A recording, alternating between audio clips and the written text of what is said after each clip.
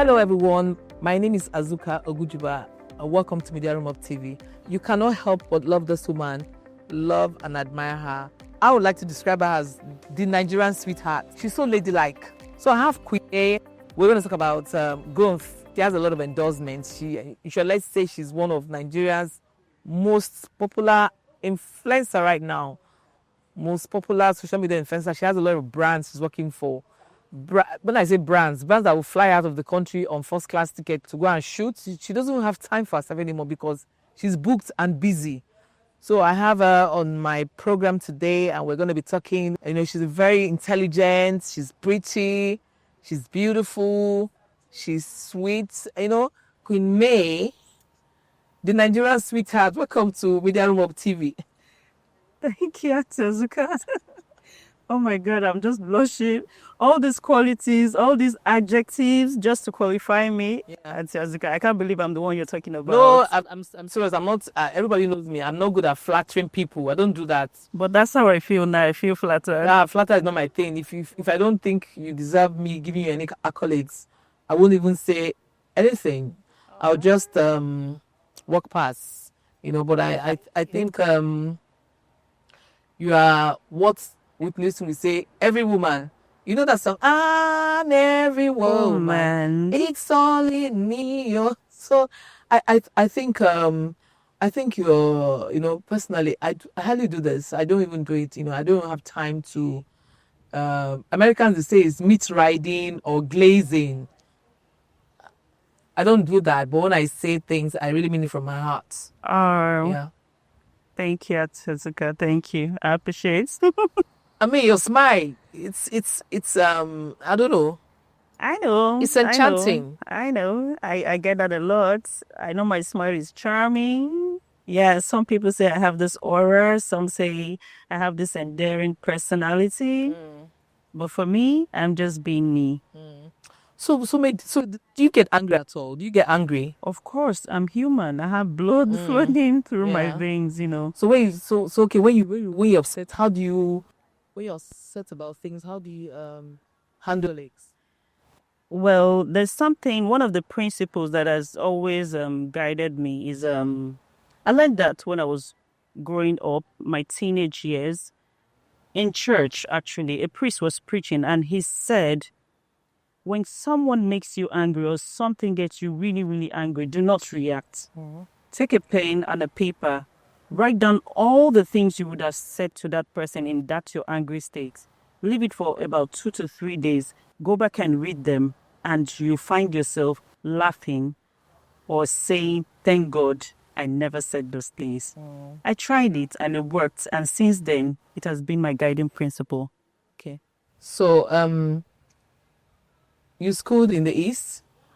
And you grew up in the East, I'm sure. Grew up in the East. Most of my life here in Lagos. I grew up in Lagos, actually. Oh, okay. My primary education, I was born in Lagos. My primary education in Lagos, secondary in Lagos. I only went to the East for my university degree, yes. So I studied computer engineering, computer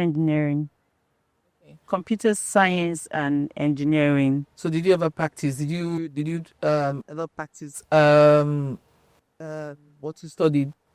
Did you work? Did you ever try to make a career out of what you studied? Yes, for a short time though. I got married. Yeah, because the belief out there is that you are a full-time housewife and you never really built a career for yourself. Really? Yeah, that's belief out there. Far from it. Yeah. I've not just been in front of the camera, yes, but I've always been busy. In fact, that is one of the reasons why I've not been in front of the camera. I practiced a little bit. Like I said, I studied computer science and engineering. So I used to run a cyber cafe then. It was quite big. It was in Enugu. That was after I finished school and then I got married. I started having kids, so I needed to do something. And I wanted to do something in line of what I studied in school. So I had to set up a cyber cafe. And remember back then, cyber cafe was the in thing. I know how it is here in Nigeria when something... Of course, even in Lagos. Yeah. It was the in thing. We were there every day trying to send emails or Yeah. friends all over the world. So I had this very big cyber cafe in Enugu then, and we were deploying our services. People could sit at home and use our internet services, Wi-Fi and all of that. And then we were doing partly networking as well, like the cabling. It wasn't just the internet thing. We were doing hardware as well. We could deploy computer systems for offices, for organizations, and also do their networking for them. So you were a mom, a wife, and also running your cyber campaign. Yes, all of that put together. Okay, in spite of the challenges, tell us about some of the memorable moments in your lives. Wow, memorable moments in my life. Okay, let me start from way back. When I was much younger, I remember there was this day, my elder brother, he used to be then he was studying at the Nigerian Defense Academy, that's NDA. He was to be a naval officer. And he came back home one day with some military men, and he wasn't meant to be home at that time. So he came home and we're all astonished. We're all wondering what was going on. In fact, some of us, his siblings, were panicking because we're really looking up to him. And my elder sister, then they were the ones like the pillars of the house supporting my parents.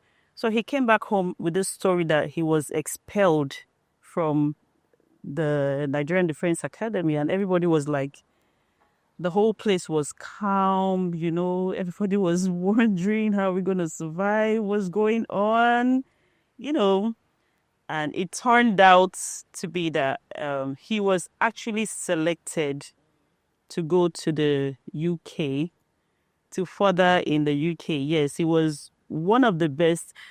As at that time, they usually select 3 people, the top 3 people, to continue in England.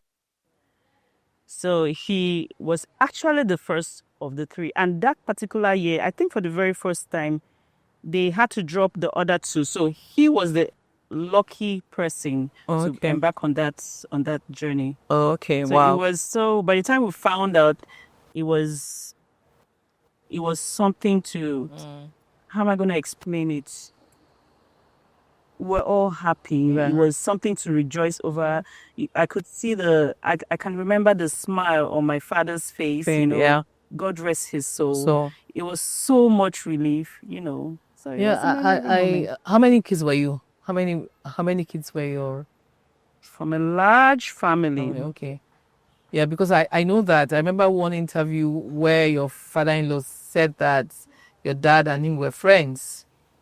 Yes, when he was alive. Yeah. Yes, they were friends. They would talk occasionally. My dad was in the military. So that means they were family. Okay, like you guys are like family friends. No, not necessarily family friends. Yes, but by the time we were getting married, because myself and by the time we were getting married, the 2 families had to come together. They came to my home and they loved my people. Were calm, lovable, So it just blended. Everything worked. So how did you guys? How did you meet your husband? Was it like at a party, school, through your father, or is that or something? How did you guys meet, or through friends?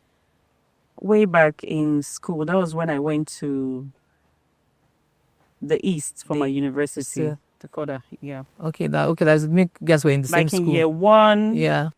We didn't attend the same school. I went to Enugu State University of Science and Technology, while he went to Uniports.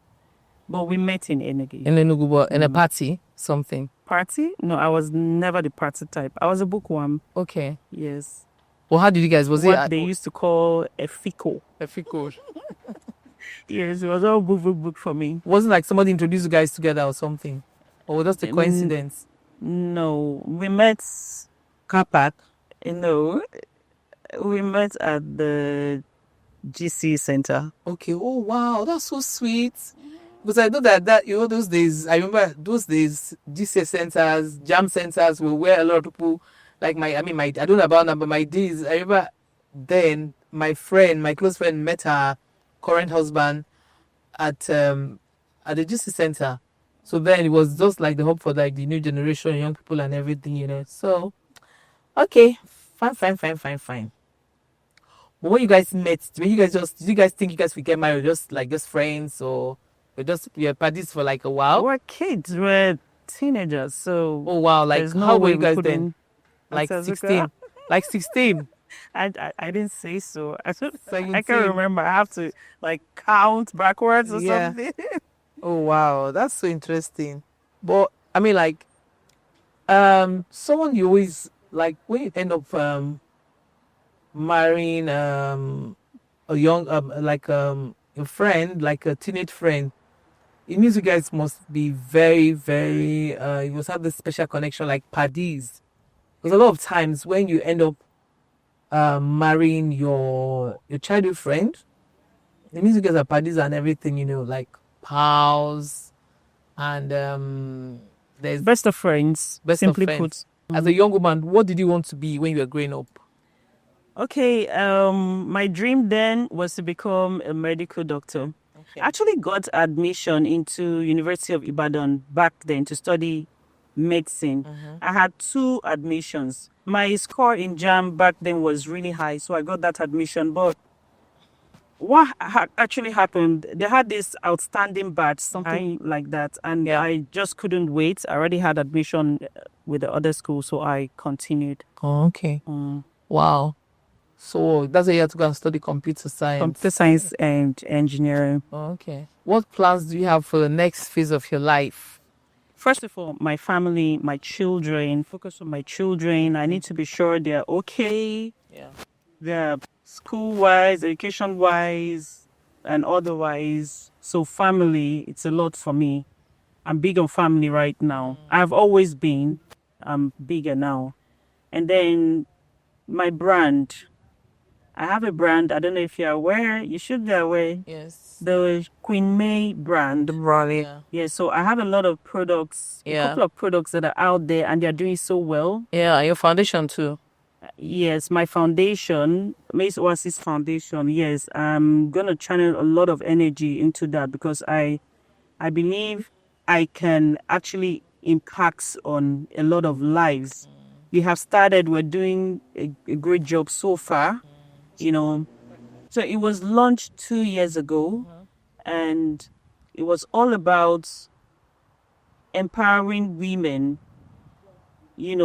impoverished women and helping children of the less privileged children, providing them the necessary, providing them what they need, the encouragement that is needed to live a better life, So we had an outreach at Ebute community in Awoyaya the first year, and last year we also had this outreach at Mukok community somewhere around Aja Access. Yeah, and presently we're partnering with other NGOs. There's a projects Clean Up a Girl Child. We intend to take care of 10,000 children, 10,000 girls in different schools, help them with their period. You know how it is. Some of these children, they are not very well informed. They use all sorts of unhygienic materials or, during their period. So we're going to provide like the pads, wipes and sanitizers and all of those. We're going to stop them for like a year. We'll give them something that will last up to a year. So basically, we'll be visiting a lot of schools and reach out to these girl children. And like I said, one period at a time, we'll help them with it. Okay, are you guys also like helping them? We talk about like pads. Are you? Because some of them are not. The pads are very expensive now. Yes, they are, and this is like over 100 million naira project I'm talking about. Like you said, they're very, very expensive. So we have to give them supplies that will last as long as a year. So it's not a one-off thing. It's not something that when you use for 1 month, you don't even have money to cater for yourself the following month. So we're Know that giving. a lot of them used to lose clothes, fabric for their period or something. Yeah, even cotton wool, Cotton wool, yeah, which foams, is dirty yeah, wrappers, yeah. and all those things can cause a lot of diseases. Mm. Yeah. Okay. So when did you guys actually start this project? When did you start? And I mean, do you have sponsors? Because I think there's May and Baker, all those companies who produce pads. Well, this Are project you is working in with any of them? partnership with Zarazit Foundation. So we're also trying to raise funds for this particular project. You know, I put it on my social media handles. People can donate to support this cause. In spite of the challenges, tell us about some of the memorable moments in your life. Okay, recently, I think like 2 years ago, yes, 2 years ago to be precise, it was my birthday, and some of my friends, very caring, they put something together like a surprise party. I wasn't aware of it, and somewhere on the island, and then they brought in somebody that I love so much, you know, so it made my day. When the party was going on, DJ Commissioner, she walked in. She's the drummer girl. You know, she's so good. I've loved her music, her mix, and everything. I used to vibe to it. I never saw her before, not knowing that she happened to be somebody I interviewed to work for me years back. Wow. You know, so it was a beautiful moment, and she had just finished performing for the Big Brother Niger that year. So she came straight from Big Brother Niger to grace my surprise birthday party. So it was a double surprise, and it was a big deal for me. Also, you didn't talk about your growing up days, like family. I'm sure you must have one or two memories of things that happened as a girl. Maybe were you a mischievous girl? What kind of person were you growing up? What I mean, something that happened when you were young that still can't leave your memory up to now. That, or is that you remember them, you laugh so hard, or when you remember them, you cry or something. Well, I've always been a good girl. I've always had a clean slate, although I used to have some bad friends, you know, but I've always been the calm person. I've always been at home doing my thing, helping my parents. I've always been a good girl. Yeah, you would hardly see me in parties. You may see my friends, but you'll not see me. In fact, there was a day my sister was on the beach. She saw two of my friends, my crazy friends back then. She rushed home. You know, then there were no phones, no GSM and all of that. So she rushed home. She left her engagement at the beach just to find out if I was home or not. When she saw them on the beach, she was like, "Where is she? Where's your friend?" And they were like, "She didn't come with us." So she didn't believe us. She didn't believe them, rather. So she had to come home, and she found me sleeping. And she was like, she tapped on me. She was like, "Thank God you're home." And I was like, "What's going on?" So I saw your friends on the beach. I was like, "So?" So I've always been like. Was it your upbringing, or because you're just your person? Was it like you had a strict father? Or Yes, upbringing. In fact, that's something I can never forget. My parents were very religious. My dad in particular, he would make sure we go to church every day. Not every other day, every day. Monday, Tuesday, Wednesday, Sunday, every day.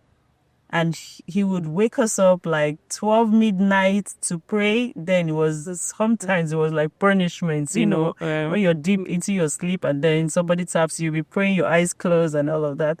So I remember all those things, and I just smiled, but I said thank God for the parents that I had. what plans do you have for the next phase of your life? Even that one should have been after we've talked about the one you don't want to talk about. Next phase of my life, I intend to focus on my family, ensure the well-being of my children, sense of education and otherwise. And then I intend to focus on my brand. I was telling you about my brand the other time. the Queen May brand. I have some products that are out there and they're doing so well. I have my black dye shampoo. It's on auto sale. That's what I call it. It's on auto sale because I don't really need to do much marketing about it. People say I don't even hype the products as much as I should. The product is very good and it's selling itself. So I intend to take this to another level. I have my perfumes as well, the Outset by Queen May Perfumes. I intend to take these products to another level. Yeah. I have a makeup line that is coming in. Yeah, I'll be launching the makeup line soon. So I intend to take my business to the next level. I want it all around, all over Nigeria and beyond Nigeria. And we're seriously working on that. It's going to happen So soon. what's going to make your makeup brand different? Because there's a lot of makeup brands already right now. A lot of celebrities have makeup brands. And so what will make yours unique and different from theirs? Well, quality for me is something very important, very dear to me. I don't compromise. I don't joke with it.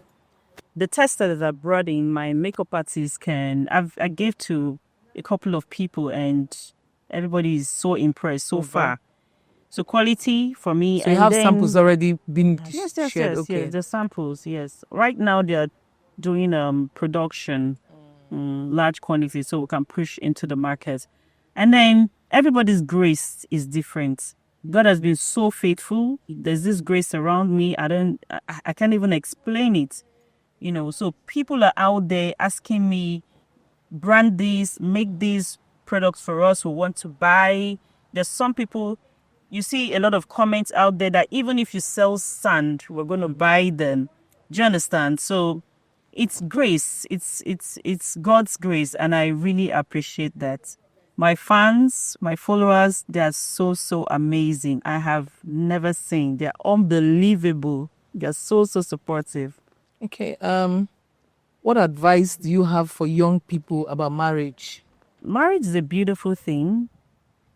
Because I'm a family-oriented person. Without marriage, there cannot be family. Marriage comes before family. Let me put it that way. So marriage is a beautiful thing. I see it as something that should not be compromised, and just basically love yourselves, respect yourselves. Marriage is all about sacrifices and, but while you're at it, don't get killed. What do you mean by that? You don't have to lose your life because you want to stay married. Give your best. Do all you can to make it right, because we're all coming from different backgrounds, different orientations, about life and all of that. So you should be able to tolerate. You should have some level of patience. You should be able to listen. You should be able to communicate. Don't assume. These are the things that I think lead to a lot of problems. Do you think also that if a man is in a marriage, if one person is growing faster and the other, that's career-wise, and the other person is slow with building themselves and career, do you think that can also affect a marriage? Well, for me, marriage is not about competition. So it doesn't matter who is in front. I think in this part of the world, this is when people believe that the man should actually be doing better than the woman in terms of career,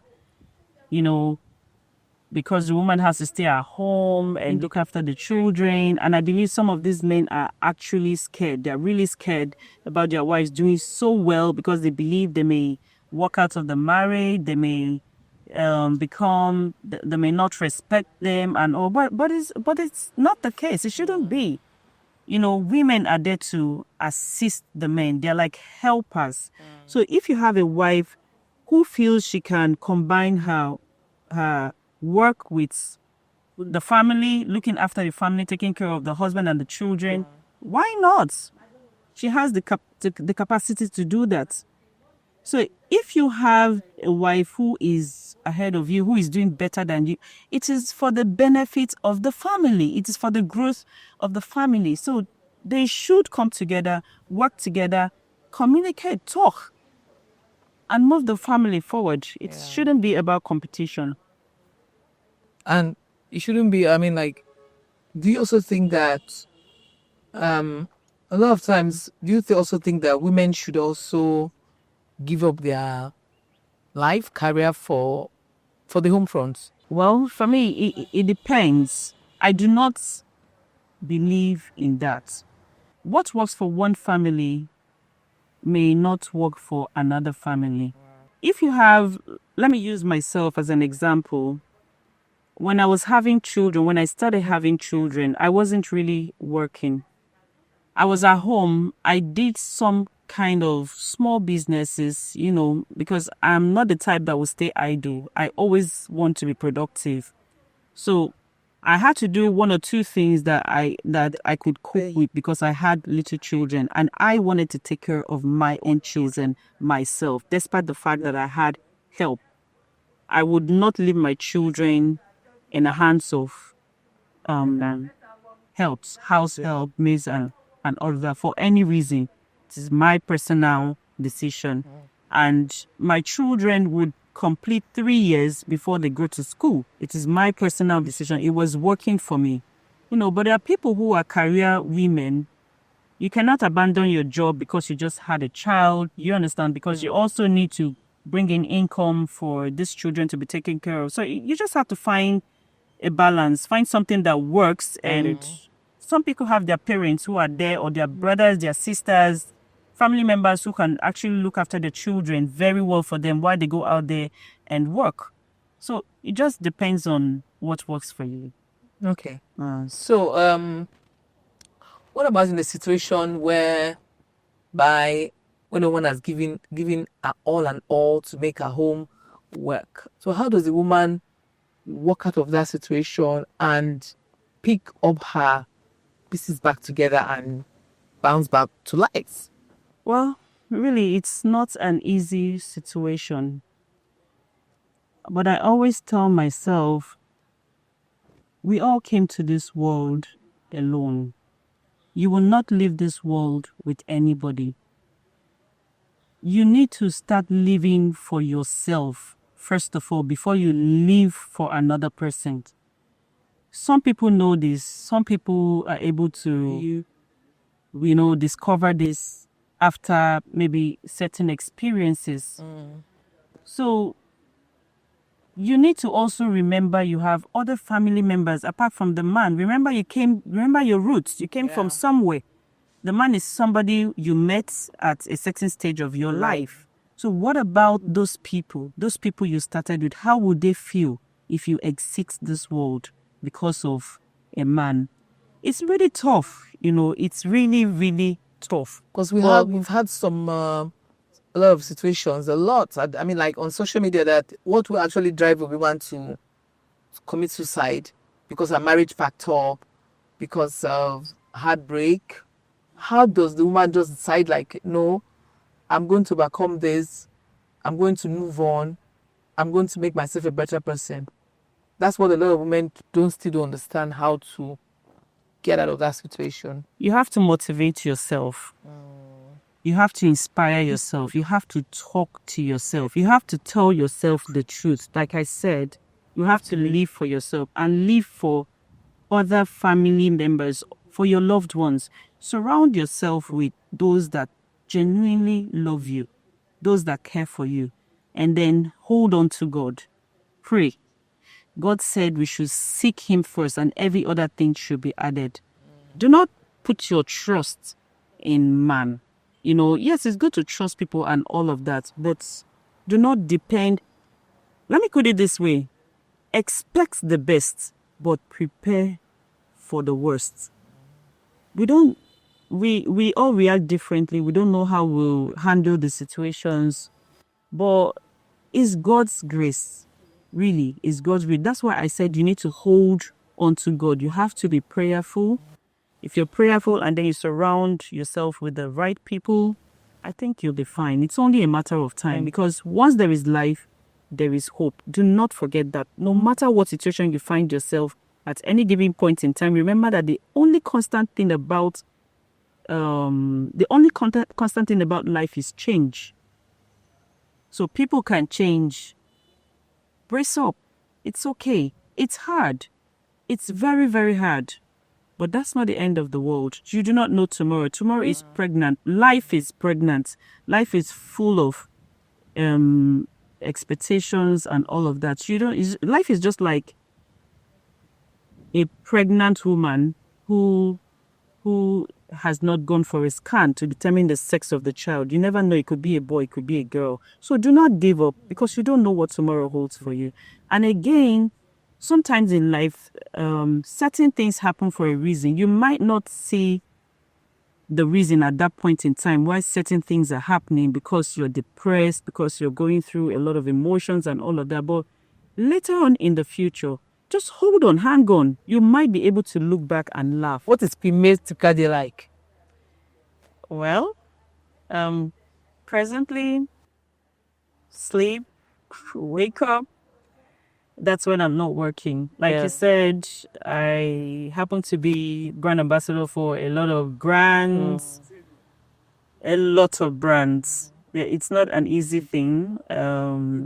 That's actually what keeps me going. So, I do my ads for the brands, and a lot of other brands are in the pipeline, getting killed. So I do my influencing job basically. Then the days that I'm not working, if I'm not shooting, we're editing, we're going through one ad or another. And the days that I'm not working, I in the house. I'm an indoor person. Yeah. Really, yes. I like to stay in the house. That's part of how I unwind. I like to stay at home. I like to watch movies. I like to go to fancy places, dress up, look pretty, look nice, and go to fancy places with a few good friends, nice ambience and all of that. So I work, and when I'm not at work, I'm in my house. And sometimes I have to attend events. It's still work related. Most of the events I attend, they're work related. I have to represent my brand. I've been paid to do these things, so I have to deliver, and so that more jobs can keep coming. Tell us about the other things that you are passionate about and how this has influenced your personality today. Wow. You mean apart from work? Yeah. Because I'm very passionate about my job. Well, I'm a very meticulous person. Some people say I'm a perfectionist. I like cooking. Cooking, yes. You have to invite me to your house to come and eat. Auntie Azuka. I have to come and eat. Oh, you need to taste. What is your favorite? You need to taste my oha soup. Oh, wow. My onubu soup. Oh, wow. My egusi soup. Or is it my draw soup? I have Or to come to the house. Is it my special jollof rice or my fried rice? Yeah. You bite your fingers at it. Yes.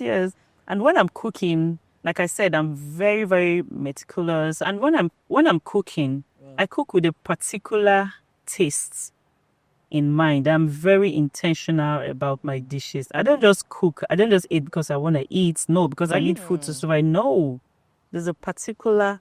So that means you love the kitchen. I do. Jesus, I do. There's so many things about you that I admire. Cause me, oh my goodness. You don't like that? When did I go to the kitchen to cook? Wow. A lot of things about you that I admire. I'm not blazing like they say in America. I'm not meat riding you, but a lot of things that I think, a lot of mannerism I think I wish was in me. I mean, I had it as a woman, but hey. No, I love cooking. Although because of my very busy schedule right now, it's hard to find me in the kitchen, but I still make a time to do that. I could make my meals in large quantity and then refrigerate, and then we keep microwaving and all of that. But I really love cooking. So what are the things you're looking forward in the next few years? In the next few years, my brand, the Queen May brand, out there, a household name on the lips of everybody in Nigeria and diaspora. Okay. And not just my own products, but as brand influencer for a lot of companies, for more companies. I know my hands are full, but I can handle more. It is obvious you put your career on hold to build your home. Did you ever wish you did both the same time? Looking back, do you have any regrets? The way you handled everything. I had to look after my children, family first. Yeah. I wanted my children to get to a certain age before I would be out there chasing money, working, or, but like I said, it is different for different people. It was okay for me at the time, but I was still making money somehow, one way or another in the house, because I do not like to be unproductive and I always like to support. So I wanted my kids to be up to 3 years old so they could go to school. Then I would go to work. But like I said, I was still making money. Let me tell you something. While I was having my children, when they were growing up, I sold recharge cards in the house. I didn't have to go to the street. So when I see a lot of young people who say there's really nothing to do, or when you even advise them, I know a couple of people have advised you have this POS device and do this POS business. They look at me like, they're not interested in that. They just want you to dash them, to give them money that you work, your hard-earned money. You do all sorts of things. You don't consider them odd jobs. You just do them because you need to work and earn money. And they don't want to do those things that you do, but they want the money for free. So I sold recharge card, but I was...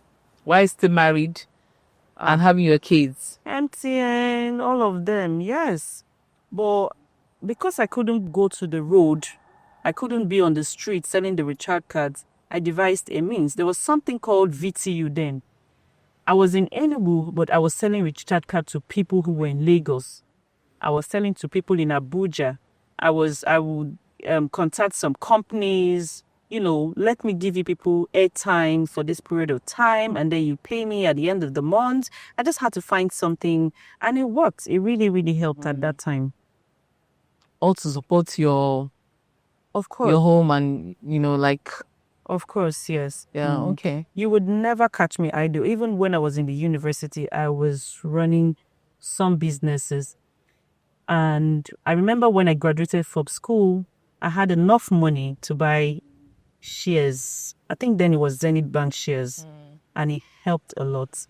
By the time I started my family, the shares matured into something that was very meaningful.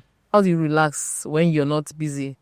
Okay, this work is not easy. Influencing job. Let me tell you, before I used to look at it like one fancy job, very easy to do. All you need to do is sit and look pretty and just talk in front of the camera and say, Azuka, it's not like that too.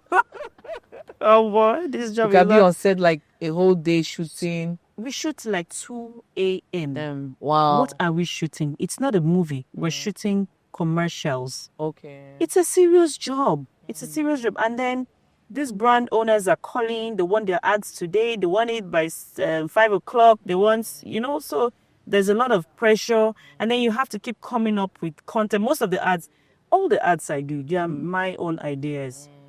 I don't even know how because sometimes I'm clueless, like want to shoot, no clue. But by the time the camera is right there, off I go. Yeah. So will you do you hope to remarry in the nearest future? Wow. That's $1 trillion question. Story for another day. Story for another day. Jessica. Me, you're beautiful. Jessica. You're attractive. You don't even look like a mother of even 1-year-old child. Really? Yeah. Thank you. You don't. Thank you. I take that as a compliment. Yeah, but so I'm sure like you can't tell me that you're not getting male advances. How do you manage it? Auntie Azuka, my DM is full. It is really. In fact, I ran away from my DM. But I'm fine. Like I said, I want to focus on my children, my family, and then my business. So Others can come later. Yeah, so no dates, no sweethearts for now. Auntie Azuka, my work, my children, and I'm fine. Okay, what's your advice for the Nigerian youth? The Nigerian youth should embrace education. They should be open to learning because it sharpens their skills and broadens their creativity, and which leads to development, growth and development. The Nigerian youth should, I would advise the Nigerian youth to become entrepreneurs. Yeah. Start up something within your capacity so that you can generate revenue for yourself and also contribute to the economic growth of the country. And the Nigerian youth needs to know that peace and unity are the panacea, of life. That's what we need. Without peace, without unity, there's no, nothing works. There's no sustainability, there's no development, there's no growth. So irrespective of your tribe, your religion, you need to embrace peace, love, and respect one another so we can have a better world. I enjoyed this encounter with the Nigerian sweetheart, Queen May Yul Edochie. May, thank you so much for taking our time to be here with us. Welcome. And it was a lovely encounter with you. Media Room Hub fans, thank you. I'm so pleased to hear this. Keep doing an amazing job. Keep loving Media Room Hub. Yes, stay on that page. And Azuka is an amazing personality. Oh, thank you. She can be hot, but she's so soft in there. All right, I love you guys. Keep loving me, keep supporting me, all my fans, my followers all around the world. I love you.